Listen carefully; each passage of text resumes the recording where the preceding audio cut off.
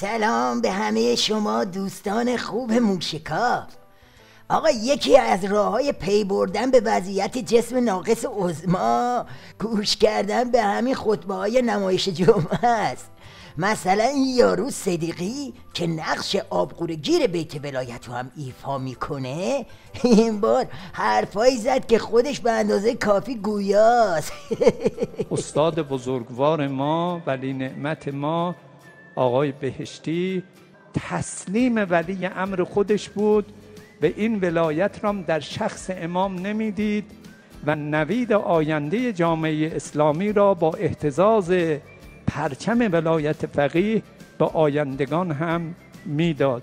لذا نهایت تعبد رو در برابر ولی امر خودش داشت و ما امروز به مسئولین خودمون عرض میکنیم از ایشون الگو بگیرید. مقام شما بالاتر از اون نیست. حرفهایی نزنید که مردم فکر بکنن شما تکروی میکنید یا مقابل ولی حرفی میتونید بزنید.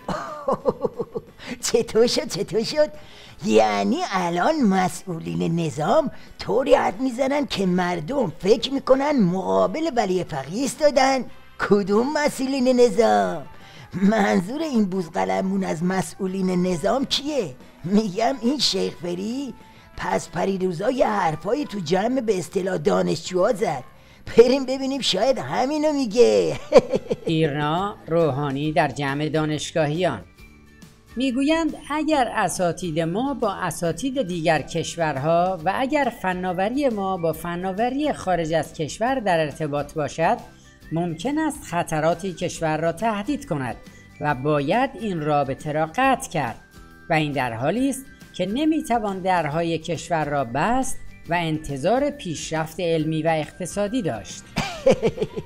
آره دیگه همینو میگفت.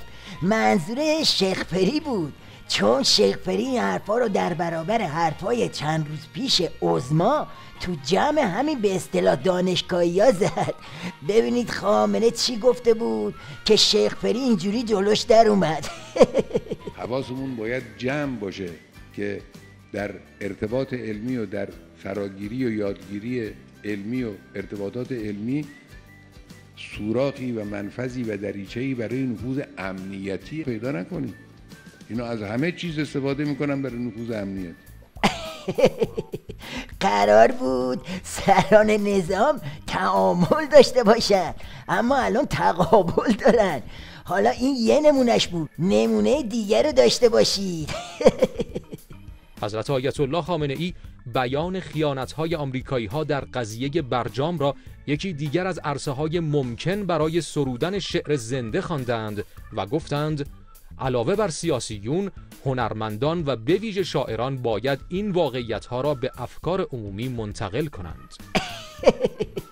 عظما گفت برای گیر کردنمون تو باطلاق برجام شعر بگید. حالا ببینید شیخ فری در جوابش چی میگه.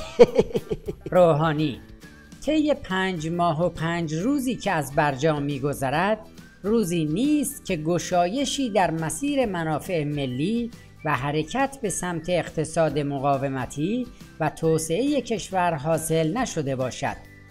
اگر می‌خواهیم شعار بدهیم لطفاً از جیب مردم شعار ندهیم و از جیب خودمان شعار دهیم.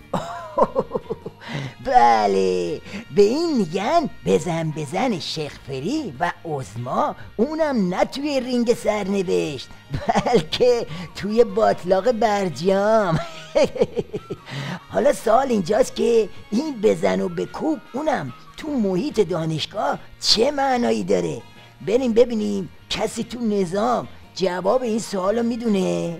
با نزدیک شدن به انتخابات ریاست جمهوری 12 آقای حسن روحانی در یک فراشیبی بسیار سختی قرار میگیرد که زمان و لزوم پاسخگویی وی به افکار عمومی را دشوارتر از هر دوره دیگری میسازد.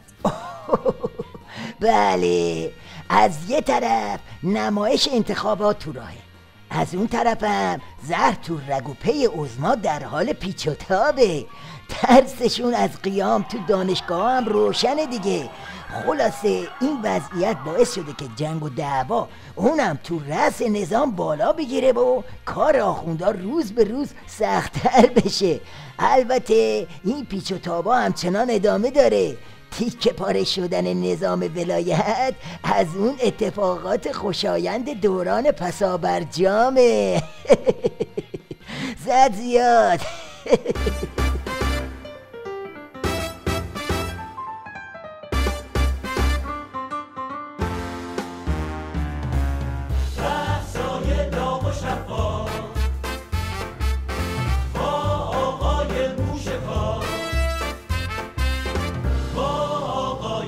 موشکار